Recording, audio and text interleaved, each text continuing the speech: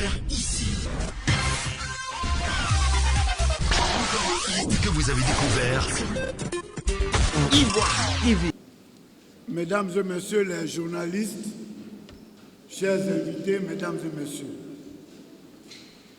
le jeudi dernier, 12 décembre 2019, nous vous avons accueillis dans ce siège à l'occasion de la conférence de presse que nous avons co-animée, le docteur Assou Adou et moi-même, au nom des plateformes Ensemble pour la démocratie et la souveraineté et la coalition pour la démocratie, la réconciliation et la paix. Nous voudrions vous remercier une fois encore pour votre présence massive et qualitative. Mesdames et messieurs les journalistes, nous vous avions annoncé l'organisation d'un meeting le 21 décembre 2019 à la place Figayo à Yopougon. Pour l'occupation de cette place, nous avons obtenu toutes les autorisations. Nous nous sommes acquittés de la redevance acquise le 12 décembre 2019 après l'accord du maire de Yopougon. Le lendemain, soit le vendredi 13 décembre 2019, en fin d'après-midi, l'on nous a servi contre toute attente un arrêté d'interdiction des manifestations dans toute la commune de Yopougon et ce du 16 décembre 2019 au 5 janvier 2020. Les démarches pour rencontrer les autorités municipales ont été vaines. Nous vous avons donc invité à cette rencontre pour prendre à témoin l'opinion nationale et internationale sur ces agissements antidémocratiques. Nous avons organisé un meeting conjoint le 14 septembre 2019 au Parc des Sports de Treichville.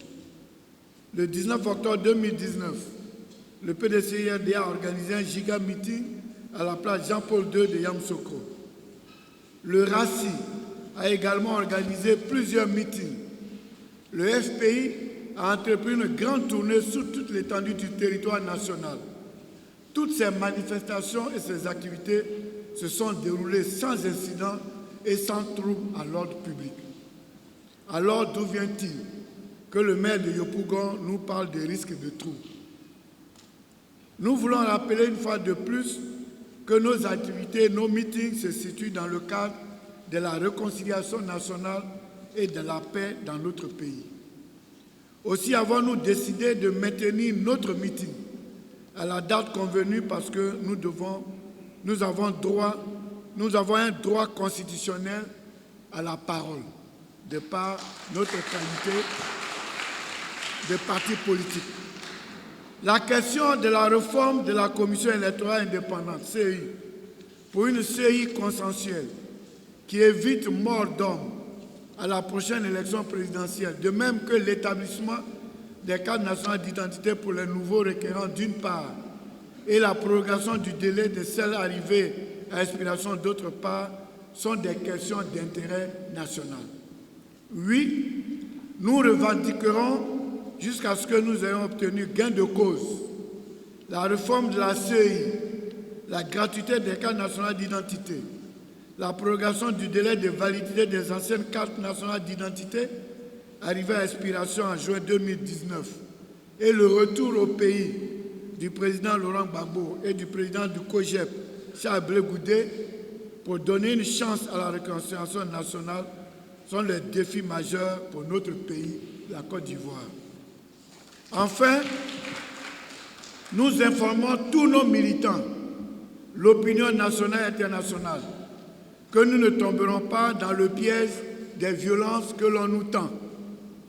Ainsi, nous tiendrons notre meeting le même samedi 21 décembre 2019 à 11h au stade Seyni Fofana de la commune de Port-Boué dont nous avons obtenu l'autorisation.